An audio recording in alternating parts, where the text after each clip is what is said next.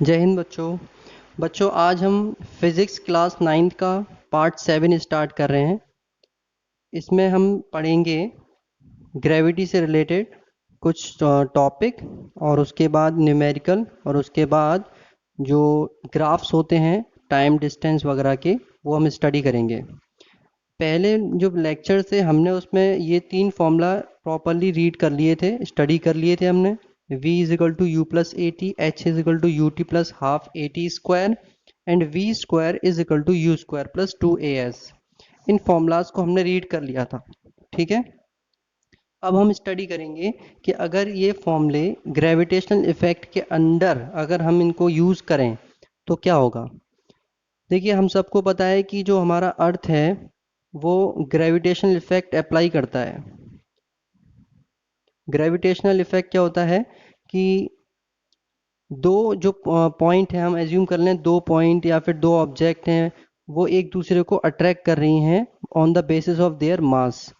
तो अगर हम अर्थ के केस में इसको देखें कि ग्रेविटेशनल इफेक्ट क्या होता है, तो सिंपल ये है कि फॉर एग्जांपल आप समझना चाहें तो आप अगर किसी भी ऑब्जेक्ट को इस तरह से ऊपर फेंकते हैं तो वो ऑब्जेक्ट बिना किसी इफेक्ट के, बिना किसी प्रेशर के, बिना किसी के खींचे और दबाए, वो अपने आप ही अर्थ की तरफ आने का ट्राई करती है। तो इसी को हम कहते हैं ग्रेविटेशनल इफेक्ट। अब जब ये बॉडी अगर आप ऊपर फेंकते हैं किसी ऑब्जेक्ट को, नीचे आ रही है, तो वो किस एक्सेलरेशन के साथ आ रही है उसे हम कहते हैं ग्रेविटेशनल एक्सेलरेशन। ग्रेविटेशनल एक्सेलरेशन, ठीक है। और इसको हम एक और वर्ड से जानते हैं, एक्सेलरेशन ऑफ ग्रेविटी भी कह देते हैं इसको, एक्सेलरेशन ऑफ ग्रेविटी। ठीक है, इसको डिनोट करते हैं हम जी से। यानी कि ये कहना चाह रहा है कि कोई भी ऑब्जेक्ट अगर फ्रीली गिरती है, आपने यहाँ से छोड़ी और ये इस तरह से गिर गई, तो जब भी कोई ऑब्जेक्ट इस तरह से गिरती है तो उसके उस पर जो है ग्रेविटी का एक्सेलरेशन लगता है, जिसे हम डी से डिनोट करते हैं, जी से डिनोट करते हैं। इसकी वैल्यू ओवरऑल अर्थ पर जो एक एवरेज वैल्यू फाइंड आउट की है साइंटिस्ट ने, वो है 9.8 मीटर पर सेकेंड स्क्वायर। यानी कोई भी ऑब्जेक्ट अगर फ्रीली फॉल होती है, कहीं से भी गिरती है, आप किसी 10 मंजिला की इमारत पर जाइए और वहाँ ऊपर से आप किसी भी पेन पेंसिल को आप फेंकेंगे, तो उसका जो एक्सेलरेशन होगा पूरी मोशन के दौरान, वो होगा 9.8 मीटर पर सेकेंड स्क्वायर। ठीक है, तो अगर कोई भी ऑब्जेक्ट इस तरह से गिरती है तो उसकी जो कैलकुलेशन अगर आप करेंगे तो वो इन फॉर्मूलाज के बेस पर करेंगे। अब बात आती है कि आपने ऑब्जेक्ट को ऊपर फेंका, यानी अपवर्ड डायरेक्शन में गई ऑब्जेक्ट। ठीक है, अपवर्ड डायरेक्शन में अगर जाएगी तो ग्रेविटी क्या है, डाउनवर्ड वर्क करेगी, नीचे खींचेगी उसको। तो इसका मतलब ये हुआ कि जब ऑब्जेक्ट ऊपर जा रही है तो इसकी जो ग्रेविटी को हम पुट करेंगे फॉर्मूले में, तो वो नेगेटिव साइन के साथ पुट करेंगे। ठीक है, अगर न्यूमेरिकल में ये कंडीशन दी हुई है कि ऑब्जेक्ट ऊपर की तरफ जा रही है, उसे आप ऊपर फेंक रहे हैं, तो ग्रेविटी तो नीचे वर्क करेगी उल्टा, लेकिन एक्सेलरेशन ऊपर की तरफ वर्क कर रहा है, अपोजिट डायरेक्शन में अपवर्ड। तब फॉर्मूले जो बनेंगे वो इस तरह से बनेंगे, यानी माइनस का साइन लग जाएगा इसमें इस तरह से बस। देन उसके बाद अगर वही ऑब्जेक्ट नीचे की तरफ आ रही है, सेम कोई ऑब्जेक्ट है वो नीचे गिर रही है ऊपर से, फ्रीली फॉल होना, फ्रीली फॉल उसे कहते हैं फ्री फॉल। फ्री फॉल किसे कहते हैं कि आपने एक ऑब्जेक्ट को इस तरह से पकड़ा और सिर्फ छोड़ दिया इस तरह से, तो इस पर आपने ना तो कोई और प्रेशर लगा के छोड़ा, ना फोर्स लगा के इसको रिलीज किया, सिर्फ आपने इसको पकड़ के छोड़ दिया, जैसे हम कहते हैं फ्रीली फॉल होना। तो कोई ऑब्जेक्ट अगर फ्री फॉल हो रही है, किसी ऊंचाई इमारत से गिर रही है, तब इसका जो इसको हम कहेंगे, वो कहेंगे डाउनवर्ड चल रही है, डाउनवर्ड डायरेक्शन में, यानी कि नीचे की तरफ जा रही है। तो एक्सेलरेशन भी कहाँ लगेगा, नीचे की तरफ लगेगा। तो हम जी को किस तरह से डिनोट करेंगे, पॉजिटिव साइन के साथ। तो अब जब हम कैलकुलेशन करेंगे तो सारे ये साइन क्या हो जाएंगे, पॉजिटिव हो जाएंगे। ठीक है, तो ये सिंपल सा डिस्क्रिप्शन था इसके रिगार्डिंग। अब हम आते हैं छोटे से और टॉपिक हैं दो, एक दो, जिससे कि आपको न्यूमेरिकल करने में आसानी होगी। देखिए, इसमें क्या है कि जब भी आपसे क्वेश्चन में कहा जाएगा कि बॉडी रेस्ट पोजीशन में है, बॉडी किस में है, रेस्ट कंडीशन में, तो यू यानी कि इनिशियल जो उसकी वेलोसिटी है वो ऑटोमेटिक आप क्या रख देंगे, ज़ीरो रख देंगे इस तरह से। ठीक है, जब ये कहा जाएगा कि बॉडी क्या है, इनिशियल वेलोसिटी उसकी रेस्ट कंडीशन में है, तो ये इस तरह से कहा जाएगा, ये डायरेक्ट ज़ीरो हो जाएगा यू। ठीक है, अब दूसरा पॉइंट क्या है इसमें, दूसरा पॉइंट इसमें ये है कि अगर सपोज दैट कोई आपकी इमारत है, ठीक है, कोई बिल्डिंग है, किसी बिल्डिंग पे आप खड़े हुआ है कोई बंदा, अब ये जो है यहाँ से किसी ऑब्जेक्ट को ड्रॉप करता है, ठीक है, ये ऑब्जेक्ट ड्रॉप हो रही है, गिर रही है, कोई ऑब्जेक्ट है। तो जब ऐसा क्वेश्चन में आएगा कि कहीं किसी हाइट से कोई ऑब्जेक्ट गिर रही है, तो क्या कहा जाएगा कि उसकी इनिशियल वेलोसिटी क्या है, ज़ीरो। ठीक है, जब कोई ऑब्जेक्ट किसी हाइट से गिर रही है, क्योंकि जब वो स्टार्ट करेगी वेलोसिटी यानी गिरना शुरू करेगी, तो उसकी स्टार्टिंग में वेलोसिटी क्या रहेगी, ज़ीरो ही तो रहेगी। ये हो गया। अब हम इसका ले आते हैं अपोजिट। अपोजिट क्या होता है कि आपने सपोज दैट बंदा यहाँ खड़ा हुआ है और ये जो है एक ऑब्जेक्ट है, उसके हाथ में कोई बॉल है, इसको यहाँ से उछाल रहा है, ये बॉल ऊपर की तरफ गई, ठीक है। तो इस कंडीशन में यहाँ से जब स्टार्ट करेंगे तो u यानी कि इनिशियल वेलोसिटी कुछ ना कुछ होगी, बट जब ये ऊपर जाएगी फाइनली, जो इस फाइनल पोजीशन इसने ग्रैब कर ली, यानी किसी हाइट पर जाकर रुकेगी ना एक पल भर के लिए, फिर नीचे गिरना शुरू हो जाएगी। तो जब इसने अपनी हाइट गेन कर ली तो पल भर के लिए रुकी, तो यहाँ पर final velocity v is equal to क्या हो जाएगा, ज़ीरो। ठीक है, यहाँ u कुछ ना कुछ था, इसको दी वेलोसिटी कुछ ना कुछ, तो वो कुछ हो सकता है, हम एज्यूम कर रहे हैं कुछ भी है। उसके बाद किसी हाइट तक हो गई और उस हाइट पर पहुंचने पर उसकी वेलोसिटी जो फाइनल थी वो हो गई v is equal to zero. ठीक है, ये है सिंपल। अब एक पॉइंट और आएगा आप इस तरह से न्यूमेरिकल में कि अगर कोई भी ऑब्जेक्ट यूनिफॉर्म वेलोसिटी में है, कोई भी ऑब्जेक्ट यूनिफॉर्म वेलोसिटी से ट्रेवल कर रही है या मोशन कर रही है, तो इस कंडीशन में आपका acceleration a is equal to zero हो जाएगा। ठीक है, एक्सेलरेशन क्या हो जाएगा, a is equal to zero. क्योंकि यूनिफॉर्म वेलोसिटी का क्या मतलब होता है, वेलोसिटी चेंज ही नहीं हो रही, no change in velocity, no change in velocity, velocity में कोई चेंज नहीं होगा। तो इस कंडीशन में a इज इक्वल टू आप जीरो लिखेंगे डायरेक्टली। ठीक है, अब जब भी कोई ऑब्जेक्ट फ्रीली फॉल होगी तो उस पर क्या अप्लाई होगा, ग्रेविटी इफेक्ट अप्लाई होगा। इस तरीके से आप वर्क करेंगे। ये कुछ पॉइंट हैं जो आपने याद रखने हैं न्यूमेरिकल सॉल्व करते टाइम। ठीक है, तो मैं ये आप इसको रिपीट करके देख लीजिएगा वीडियो में, जिससे कि इसमें कोई बेध्यानी ना हो और कोई दिक्कत ना हो। अब मैं आपको दो तीन न्यूमेरिकल कराऊंगा और एक न्यूमेरिकल होमवर्क के तौर पर दूंगा, आप उसे करिएगा अपने आप। देखिए ये न्यूमेरिकल है, इसमें क्या दिया हुआ है, simply a ball is thrown vertically upward with velocity u। देखिए इसको सिंपल समझ लेते हैं, क्या है इसका मतलब कि एक बॉल है जो ऊपर की डायरेक्शन में वर्टिकली यानी कि ऊपर अपवर्ड डायरेक्शन में फेंकी गई विद वेलोसिटी u वेलोसिटी के साथ। Calculate the velocity with which it false true earth again.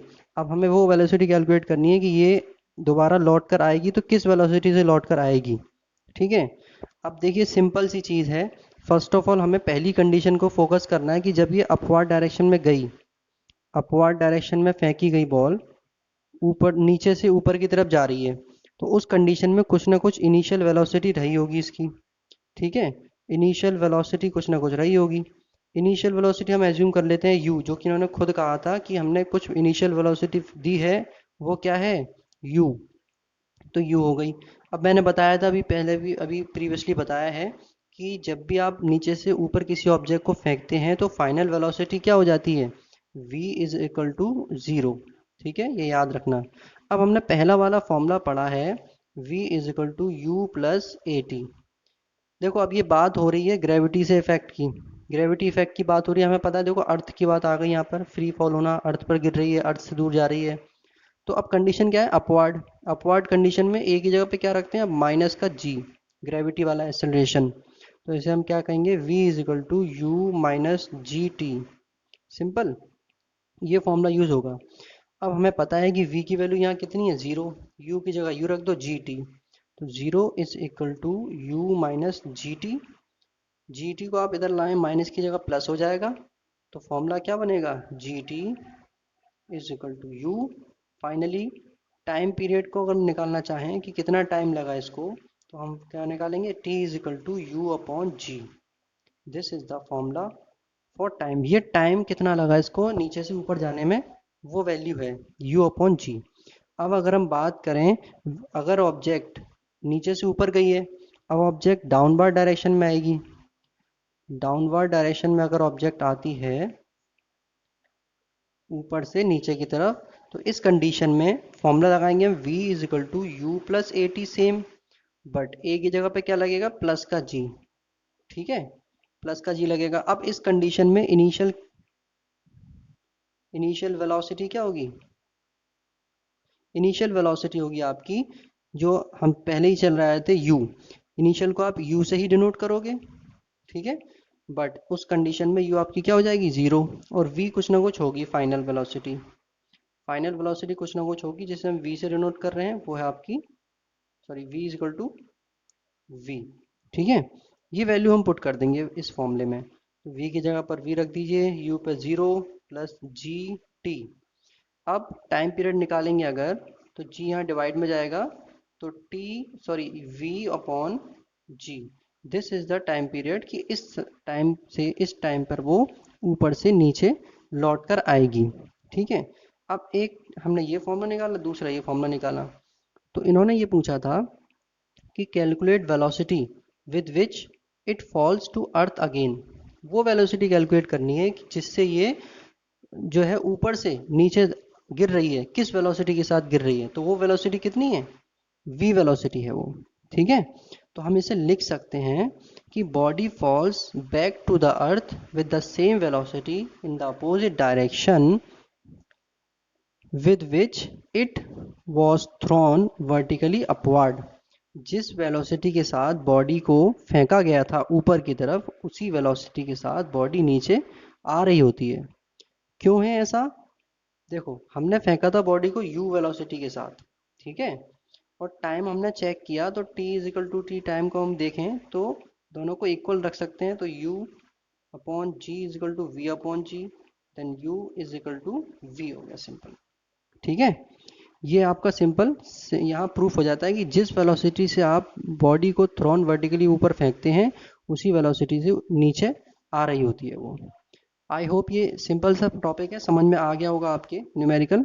अगर नहीं समझ में आया हो तो आप इसे एक बार रिपीट कर लेना वीडियो को, ठीक है, उतना ही टॉपिक आप रिपीट कर सकते हैं। अब चलो अगला न्यूमेरिकल देखते हैं। देखिए एक और सिंपल सा न्यूमेरिकल है, a car attains 54 kilometre per hour in 20 second. क्या कह रहा है, ये एक कार है जो कि 54 किलोमीटर प्रति घंटे की स्पीड को 20 सेकंड में पा लेती है, ठीक है। आफ्टर इट स्टार्ट्स, जब से ये शुरू करती है, कार ने चलना शुरू किया और 20 सेकंड के अंदर 54 किलोमीटर पर आवर की स्पीड उसे मिल गई। फाइंड एक्सेलरेशन ऑफ कार, हमें क्या निकालना है, कार का एक्सेलरेशन। देखो इसने बात करी है कार के स्टार्ट होकर 20 सेकंड बाद इतनी स्पीड को गेन करने की, तो इसका मतलब यहाँ क्लियर शो हो रहा है कि u इज इक्वल टू यहाँ जीरो रहेगा, क्योंकि जब कार स्टार्ट होती है चलना शुरू करती है तो स्टार्टिंग वेलोसिटी तो जीरो ही रहती है, रेस्ट कंडीशन से चलती है ना वो, इसलिए तो u is equal to zero रहा। और v की वेलोसिटी हमें v फाइनल वेलोसिटी 54 दी हुई है, 54 किलोमीटर पर आवर। अब ये वेलोसिटी को आप चेंज करोगे मीटर पर सेकंड में, तो क्या करना पड़ेगा हमें, 54 into 5/18 is equal to, calculation के बाद हमें मिलेगा 15 मीटर पर सेकंड, ये चेंज हो गई, v की वैल्यू 15 मीटर पर सेकंड। अब टाइम कितना दिया हुआ है 20 सेकंड। फॉर्मूला क्या था आपको याद होगा, v is equal to u plus a t, ठीक है। यहाँ ग्रेविटी की कोई बात नहीं हो रही है, तो सिर्फ और सिर्फ हम इसी फॉर्मूले को यूज करेंगे बिना किसी ग्रेविटी के इंक्लूड करे, ठीक है। u हमारे पास जीरो है, डायरेक्टली हम जीरो पुट कर देंगे, प्लस a की वैल्यू हमें पता नहीं है, टाइम t कितना है 20 सेकेंड, v की वैल्यू हमें पता है कितनी है 15, is equal to a into 20 यहाँ आएगा डिवाइड में, तो 15 upon 20 is equal to a, ठीक है।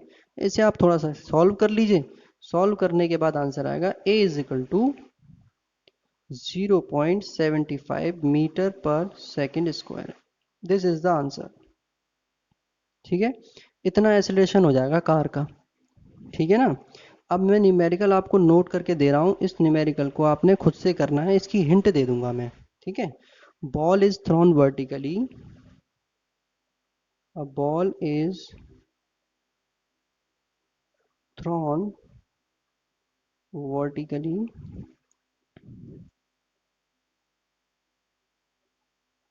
upwards with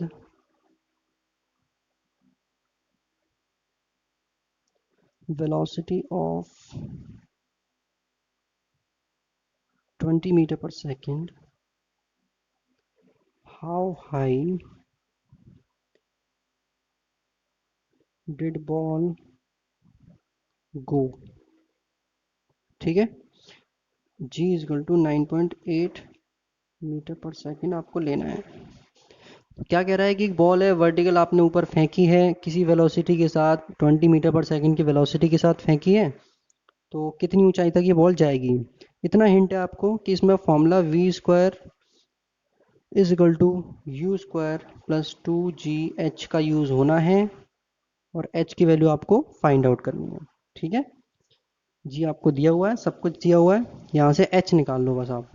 तो आप करके देखना और मुझे इसका आंसर चाहिए कमेंट सेक्शन में, आप मुझे इसका आंसर बता सकते हैं। चलिए नेक्स्ट टॉपिक स्टार्ट करते हैं। देखिए अब हमने क्या करना है कि इस टॉपिक में ग्राफ के बेस पर मोशन को हम डिफाइन करेंगे, कि ग्राफिकल बेस पर डिस्टेंस टाइम ग्राफ को एक्सप्लेन करेंगे, फिर और भी ग्राफ आने वाले हैं इस तरह के। पहले हम देख लेते हैं कि मोशन को अगर हम डिस्टेंस और टाइम ग्राफ के अकॉर्डिंग एक्सप्लेन करें तो किस तरीके से चेंजमेंट होता है। अब देखो पहली कंडीशन देखते हैं हम। पहली कंडीशन क्या होती है कि अगर बॉडी क्या है, रेस्ट में है, रेस्ट, बॉडी किस में है, रेस्ट में। अगर बॉडी रेस्ट कंडीशन में, रेस्ट का मतलब होता है कि एक जगह रुकी हुई है, ये एक जगह रुकी हुई है, जैसे हम कहें ये रेस्ट कंडीशन है इसकी, इसकी पोजीशन में कोई भी चेंज नहीं हो रहा टाइम के अकॉर्डिंग। टाइम बढ़ रहा है, घड़ी चल रही है, एक एक दो दो सेकंड बढ़ते जा रहे हैं, लेकिन इसकी पोजीशन में कुछ चेंज नहीं हो रहा। तो ग्राफ के अकॉर्डिंग अगर हम ये शो करें तो कैसे करेंगे, दिस इज द ग्राफ। इस लाइन पर हम शो कर रहे हैं डिस्टेंस को, शॉर्ट में लिख रहा हूं मैं, इस लाइन पर हम शो कर रहे हैं टाइम को। ठीक है, अब बॉडी किसी भी पोजीशन पर है, हमें नहीं पता कहाँ पर है वो, ठीक है, कहीं भी हम ऐसे एज्यूम कर रहे हैं, तो उसकी डिस्टेंस चेंज नहीं हो रही। हमने डिस्टेंस मान ली यहाँ पर ग्राफ पे 10, 20, 30, बट ना तो 10 से 20 हो रहा, ना 10 से 0 हो रहा है उसका डिस्टेंस। 0 से 10 पर पहुंचकर वो रुक गई, और उसके बाद ये मीटर में चल रहा है सब कुछ, ठीक है, ये ध्यान रखना, ये मीटर में है सारा। तो अब ये बॉडी है, कहीं प्लेस थी, उसके बाद उसने पोजीशन चेंज नहीं करी, टाइम बढ़ता जा रहा है लेकिन उसकी पोजीशन चेंज नहीं हो रही, टाइम बढ़ता जा रहा है, पोजीशन चेंज नहीं हो रही। ये टाइम क्या आप मान लीजिए इसको 5 सेकेंड, फिर 10 सेकेंड, फिर 15 सेकेंड, ये टाइम बढ़ता जा रहा है, बट उसकी पोजीशन जहाँ है वहीं है, वहीं है, जहाँ है वहीं है। तो आप इसको इस तरह से डॉटेड लाइन से शो कर सकते हैं, और उसके बाद इसे मैच करा देंगे, तो ये हो गया आपका डिस्टेंस और time graph for the rest condition of body. अब अगर यही बॉडी मूवमेंट स्टार्ट कर दे तो इसमें क्या होगा, बॉडी मूवमेंट स्टार्ट कर रही है, ठीक है, इसे हम कहते हैं बॉडी मूविंग, बॉडी स्टार्ट कर रही है motion, moving with uniform speed. अब यूनिफॉर्म स्पीड से इसने स्टार्ट कर दिया। यूनिफॉर्म स्पीड मैंने आपको बताया था पहले भी कि वो स्पीड जिसमें आप बॉडी जो है इक्वल टाइम इंटरवल में इक्वल डिस्टेंस ट्रेवल करती है, यानी कि 2 सेकंड में इसने 5 मीटर कवर किया, अगले 2 सेकंड में फिर 10 मीटर का 5 मीटर कवर किया, फिर अगले 2 में 5 मीटर कवर किया। देखो डिस्टेंस अब बढ़ती जा रही है, पहले 5 5 और 5 10 मीटर कवर कर ली, फिर 15 मीटर कवर कर ली, और सेकंड में 2, फिर 4, फिर 6, डिफरेंस 2 2 का आ रहा है, इक्वल टाइम इंटरवल में इक्वल डिस्टेंस ट्रेवल कर रही है, तो ये हमारी यूनिफॉर्म स्पीड। इसे हम किस तरह से शो करेंगे ग्राफ में, ये आपका डिस्टेंस वाला ग्राफ हो गया, ये आपका टाइम वाला ग्राफ हो गया। इसको हमने शो करा 10, 15, 20, 5 सेकेंड, 10 सेकेंड, 15 सेकेंड, 20 सेकेंड, ये सेकेंड में चल रहा है सारा टाइम है, और ये मीटर में चल रहा है सब। अब देखिए होता क्या है, इक्वल टाइम इंटरवल, यानी कि 5 से 10 सेकंड में इसको इसने क्या किया, 0 से 5 सेकंड में 10 मीटर की डिस्टेंस ट्रेवल की, तो हम इसे यहाँ प्लेस कर देंगे 0 से 10। अगले 5 सेकंड में भी इसने और 10 ऐड कर दिए, तो ये अब यहाँ पर मैच कर जाएगा इधर कहीं। ऐसे ही अगले 5 सेकंड में इसने 30 तक जाएगा, तो ये यहाँ कहीं ऐड कर जाएगा। इस तरीके से ये एक ऐसे स्ट्रेट लाइन बनाएगी, इसे हम कहते हैं यूनिफॉर्म स्पीड। ये ग्राफ क्या शो कर रहा है, डिस्टेंस और टाइम के बीच में ग्राफ है जो यूनिफॉर्म स्पीड की कंडीशन में है। अब अगर हम इसी को एक और पॉइंट ले आए यहाँ पर कि अगर बॉडी मोशन में है, ठीक है, मोशन में है बॉडी, बट क्या है, बॉडी मोशन में है बट ये आपकी नॉन यूनिफॉर्म मोशन में है, नॉन यूनिफॉर्म स्पीड कह दीजिए इसको। इसमें क्या होगा कि आपका जो डिस्टेंस और टाइम का ग्राफ है, डिस्टेंस और टाइम का जो ग्राफ है, बॉडी क्या करेगी, यूनिफॉर्म नॉन यूनिफॉर्म स्पीड क्या होती है, अनइक्वल डिस्टेंस ट्रेवल करना इक्वल टाइम इंटरवल में, 0 से 5, फिर 10, 15, 20, 0 से 5 इसने ट्रेवल किया 10 मीटर, 0 से 5 10 मीटर यहाँ कहीं पॉइंट करेगा। अब फिर अगले 5 सेकंड में इसने सिर्फ 5 मीटर की डिस्टेंस ट्रेवल की, तो यहाँ कहीं पॉइंट आउट होगा, ये रहा, यहाँ कहीं आएगा ये, ठीक है, यहाँ से यहाँ गया।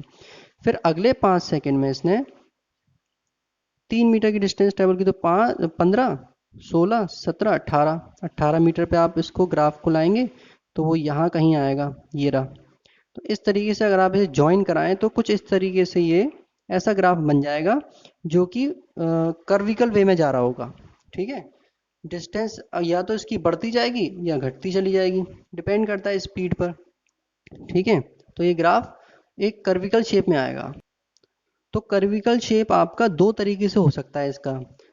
तो इसमें अगर हम देखें तो दो कंडीशन है, अगर स्पीड आपकी इंक्रीज कर रही है, इंक्रीज स्पीड, स्पीड बढ़ती जा रही है, सॉरी स्पीड नहीं, यहाँ पर डिस्टेंस अगर आपकी बढ़ती जा रही है तो ग्राफ क्या है, इस तरह से जा रहा होगा और ये इस तरह से यूं यूं चला जाएगा ऊपर की तरफ ग्राफ, ठीक है। अब अगर यही चीज़ हम रिवर्स करते हैं, यानी कि जो डिस्टेंस है वो डिक्रीज कर रही है, धीरे धीरे बढ़ रही है, ठीक है। अब डिस्टेंस क्या हो रही है, कम होती जा रही है। पहले क्या कर रही थी ये, 0 से 5 में 10 मीटर कवर अप कर रही थी, फिर 0 से 5 यानी 5 से 15 5 सेकंड में फिर और कवर अप कर रही थी। अब इसने डिस्टेंस धीरे धीरे कम करती गई, होता क्या है फिर उससे, ये इस तरह से ग्राफ डाउनवर्ड डायरेक्शन में चला जाता है, ठीक है। ये है आपका डिक्रीज स्पीड का ग्राफ, ठीक है। ये आपकी क्या कर रही है, स्पीड जो है टाइम के साथ डिक्रीज हो रही है, टाइम के साथ डिक्रीज कर रही है स्पीड। तो ये ग्राफ अब धीरे धीरे नीचे चला जाएगा। तो इस तरह से सिंपली आप फाइंड आउट कर सकते हैं ग्राफ के बेस पर डिस्टेंस और टाइम में क्या रिलेशनशिप है। तो आप इसे रिपीट करके देख लेना अगर कोई भी इशू हो तो अभी फ़िलहाल हम इतना ही कराएंगे डिस्टेंस और टाइम ग्राफ। अगला जो ग्राफ आएगा उसमें हम डिस्प्लेसमेंट और टाइम की बात करेंगे, वो भी बिल्कुल डिट्टो सेम होने वाला है इसी तरीके से, उसमें भी कुछ ऐसा खास फ़र्क नहीं, बहुत सिंपल है। तो डिस्प्लेसमेंट और टाइम ग्राफ कल करते हैं। हैव अ नाइस डे बच्चों, स्टे होम स्टे सेफ।